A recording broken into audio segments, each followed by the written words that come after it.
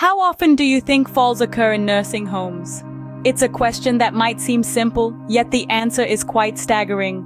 Falls in nursing homes are far more common than most imagine. Every year, countless elderly residents experience falls that can lead to serious injuries, even fatalities. This isn't just about scraped knees or bruised shins. We're talking about broken bones, head injuries, and the psychological trauma that can come with a fall. The impact on an individual's health and well-being can be devastating, leading to a decline in their quality of life.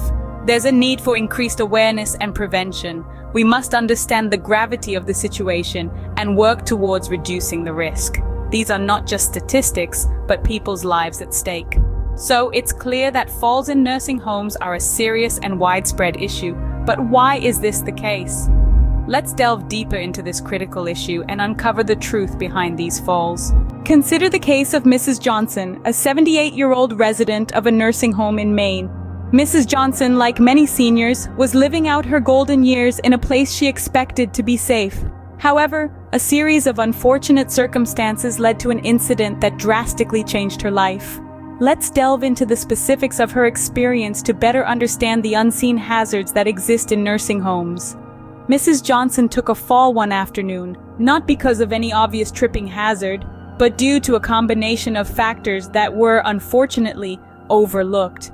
Firstly, there was inadequate supervision. Despite the high-risk nature of her condition, Mrs. Johnson was often left unattended. This lack of attention gave her the freedom but also the vulnerability to move about without the necessary supervision. Secondly, there were environmental hazards. The nursing home where Mrs. Johnson stayed had uneven floor surfaces and inadequate lighting in certain areas. These environmental factors posed a significant risk, especially to residents with mobility and vision issues. Lastly, let's consider Mrs. Johnson's personal health conditions. She had been diagnosed with osteoporosis, a condition that weakens the bones and increases the likelihood of fractures. Additionally, her medications, intended to manage her other health issues, had side effects such as dizziness and unsteadiness. These three factors, when combined, created a dangerous cocktail that eventually led to Mrs. Johnson's fall. On that fateful day, she was trying to navigate her way to the dining room when she tripped over an uneven floor surface, lost her balance due to her medication-induced dizziness, and found no staff nearby to prevent her fall. As we can see, a combination of factors led to Mrs. Johnson's fall, highlighting the complex nature of this problem.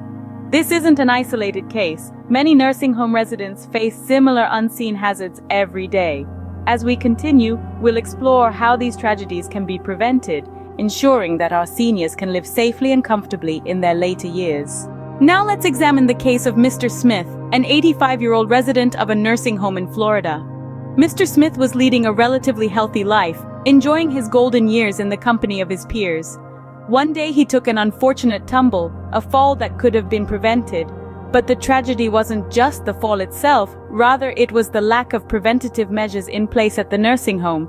You see, Mr. Smith's fall wasn't due to his age or frailty, it was due to a poorly lit corridor, an oversight in the very place designed to ensure his safety. A simple lighting adjustment could have saved Mr. Smith from his unfortunate accident. But the consequences didn't stop at the physical injury. Following his fall, Mr. Smith's health declined rapidly. He sustained a hip fracture leading to surgery and a long, painful recovery.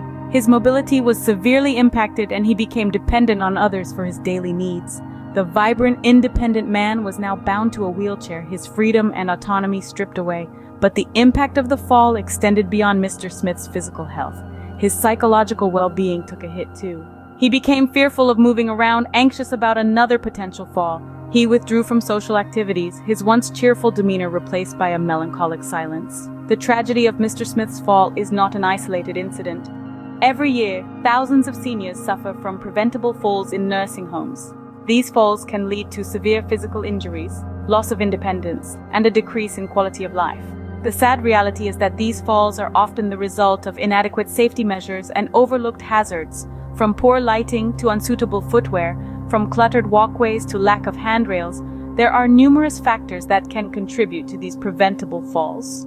Mr. Smith's case illustrates the devastating consequences that can result when preventative measures are not adequately implemented.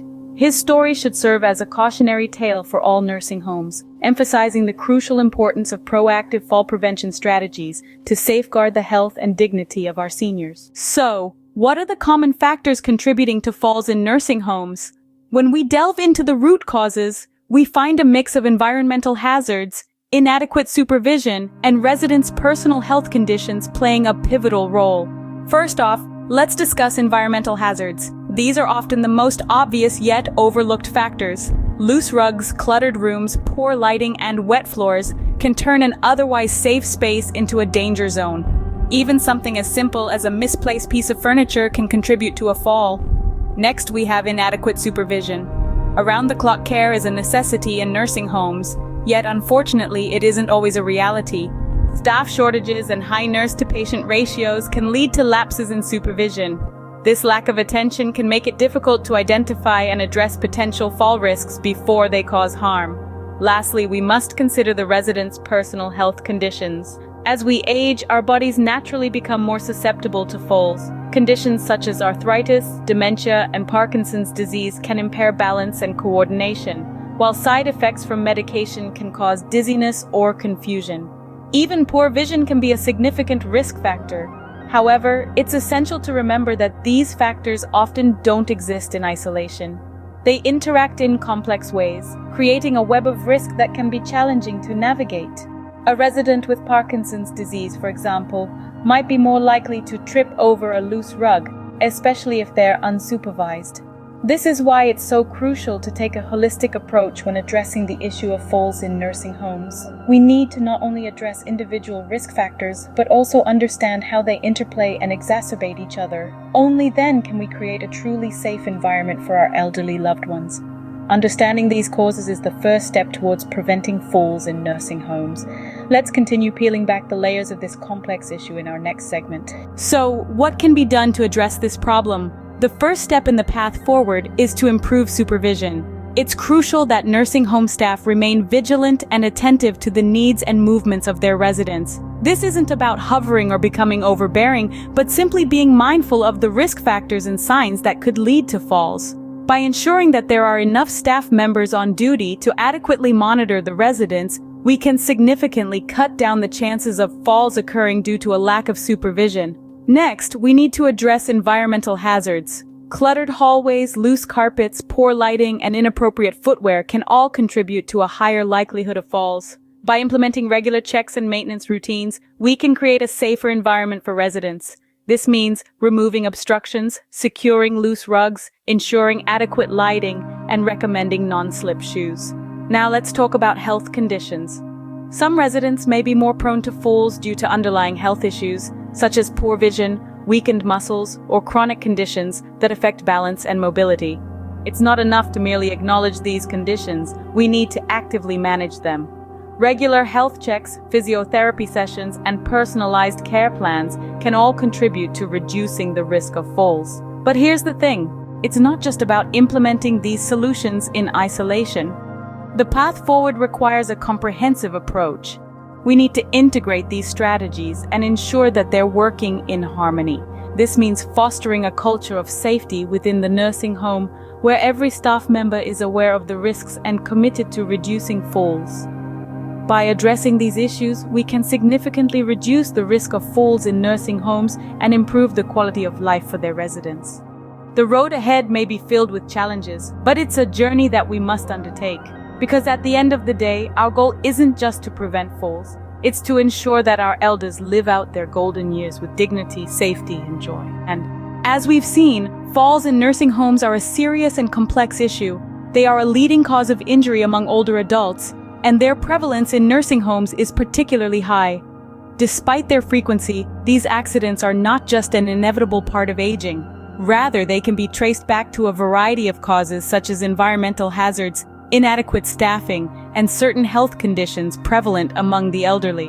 The link between nursing homes and falls is undeniable. The confines of a nursing home, intended to be a safe haven for older adults, can sometimes become a dangerous place. This is especially true if preventative measures are not put in place and the specific needs of the residents are not taken into account. However, the good news is that many of these falls are preventable. By increasing awareness and implementing preventative measures, we can make a difference in the lives of our elderly loved ones. Let's not wait until it's too late. 2.